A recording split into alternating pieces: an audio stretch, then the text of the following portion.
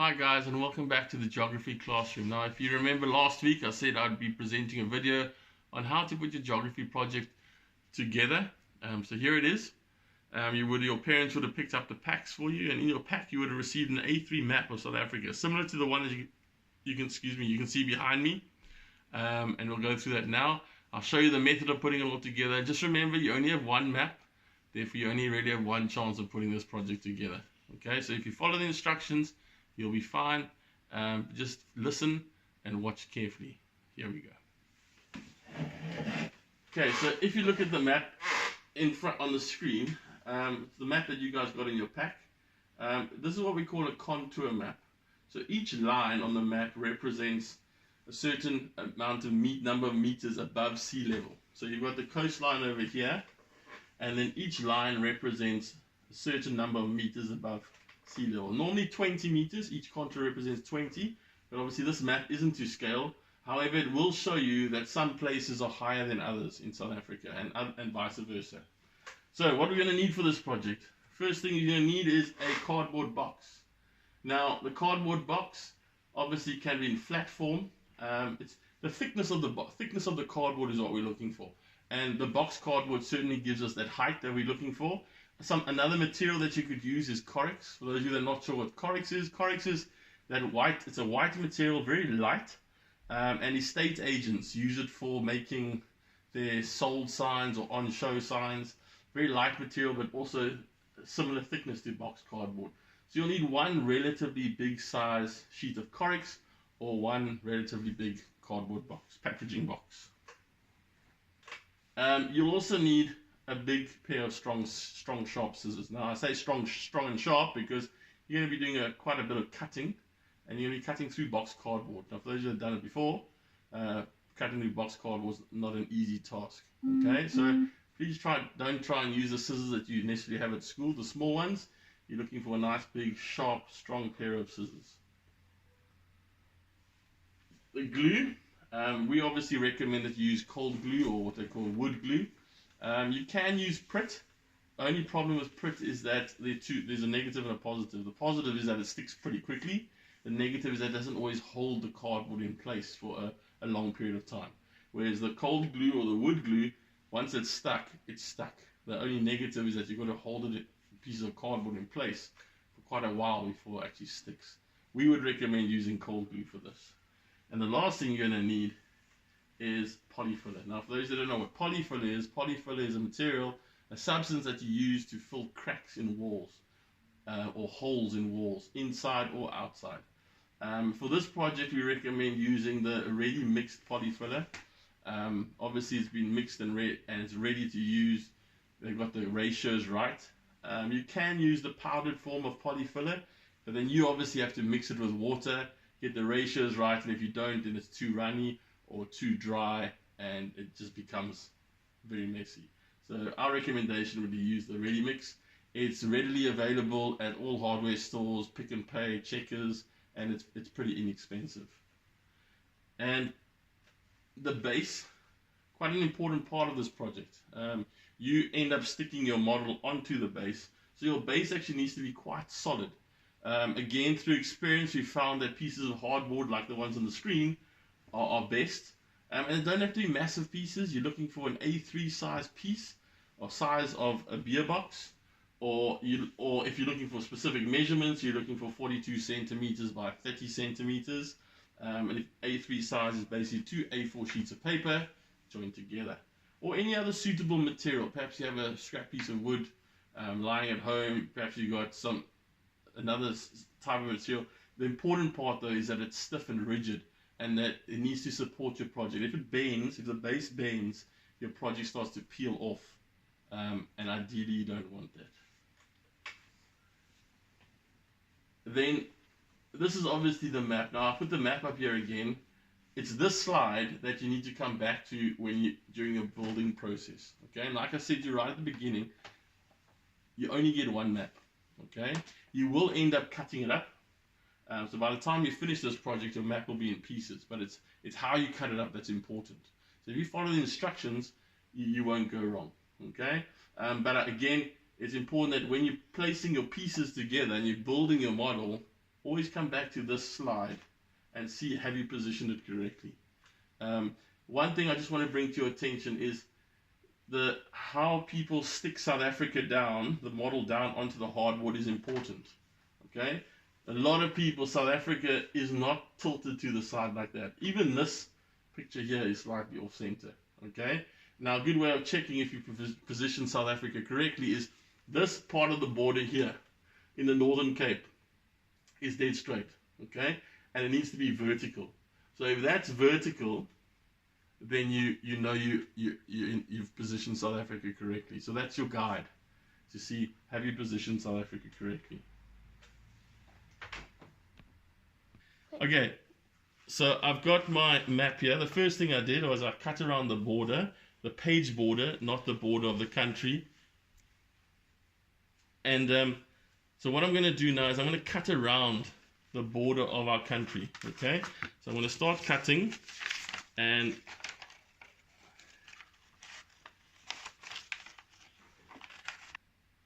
okay, so there you go. I've cut out the outline of South Africa. What I'm now going to do is I'm going to trace around the outline of South Africa. Okay, so as neat as we can.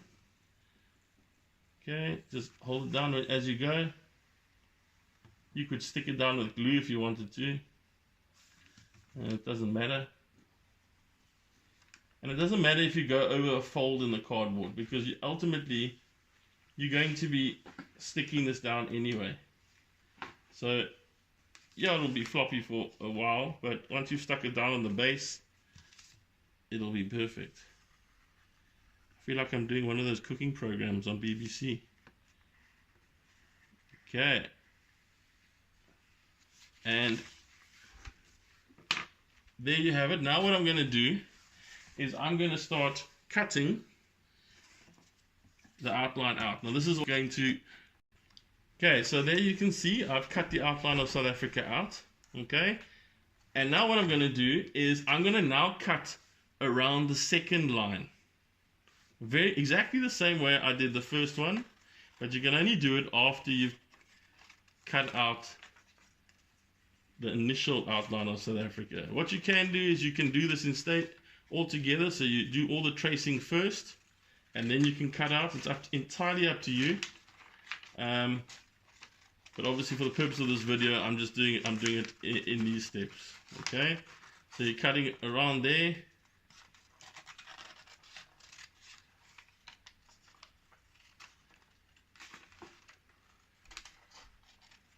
Now, I've cut out the second piece, so obviously I traced around the second piece. There. I then cut it out, and what I'll start to do is start to place it on top of the other piece. Okay? Now again, this is when you need to go back to the slide to check the map, to check that your positioning is correct. Okay?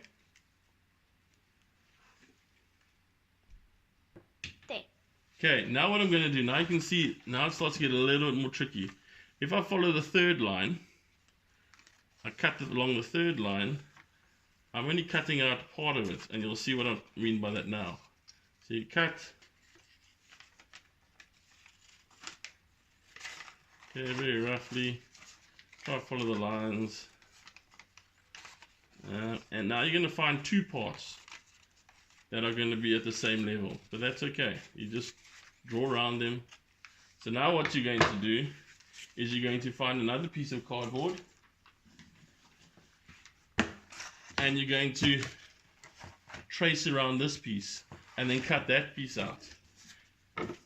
Then you're going to have this little piece left over too, so you'll cut this piece out here as well, and you just keep working your way through all the different pieces until you've cut them all out. Now, as you can see, I've cut all the pieces out. I haven't stuck them all together, but I've placed them in position, ready for me to glue.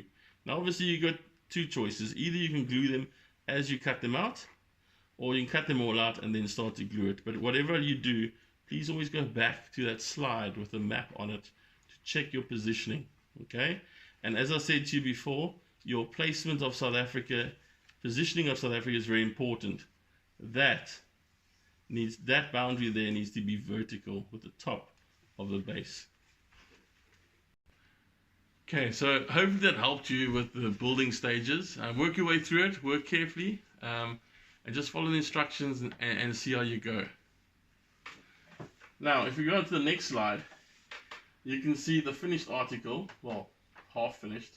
All the pieces of cardboard have been stuck together.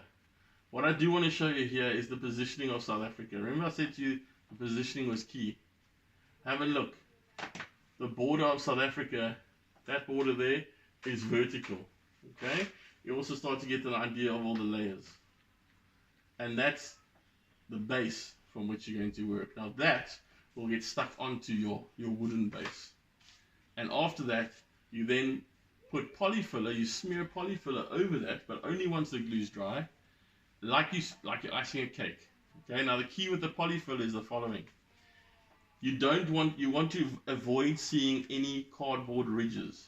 You basically want to get the slopes of the mountain being gradual slopes. You don't want to see any steps down. Okay, so it'll create a nice free flow to the landscape. Now the next slide I'm going to show you is something. It's not the same model. Okay, it's a different model, but it's the same kind of effect that you're looking for right at the end. Okay, so if you have a look there, obviously it's a massive model, totally different landscape. But this is the kind of thing that you're going to get at the end of it. Okay, you can see the texture that's been created by the polyfiller. It's been painted over, the greens, the yellows, the browns. And ours are going to look very different to that, but the effect is still going to be very similar. Now, if you go through the instruction sheet that you were given, it tells you that once you've painted it different, you've got to paint different parts, different colors, and then you've got to label. You've got to draw in some rivers. You've got to label some mountain ranges. You've got to label some cities.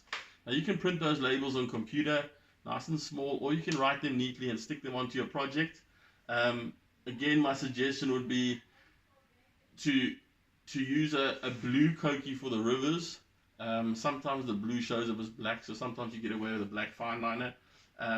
But whatever you do, just do it neatly and finish it off. You don't want to get to that point and then suddenly you wreck the whole thing with untidy labels, incorrect labeling. So have a look at previous maps, those maps that you got on the rivers of South Africa, the mountains of South Africa. Have a look at how the shape of the rivers, have a look at which mountain ranges you need to label, and then this project is only due for the day you come back from lockdown. Okay, so we are currently waiting for the Minister of Education to give us a date, so I cannot give you a date. It looks like it's going to be sometime at the end of June. But I'll send out an actual date for when this project's due. But the day it's due is for the day you come back from lockdown. So guys, good luck. Enjoy it. I hope you learned something from this project. Your parents are more than welcome to help you. Obviously, please don't let them do the whole thing. The idea is for you to sit, perhaps as a family, and get stuck into it. And obviously for you to learn as you go. I don't have an issue if parents help with the cutting out. It's quite a hard task, but please, it's not for your parents to do the entire project. Okay, we'll see you. I look forward to seeing these models when you return from lockdown. If you want to send pictures to your teachers, email them. That would be great to see how you're progressing and what your models look like. But we'll actually see the models in person when you get back from lockdown. Good luck, work hard, and stay safe.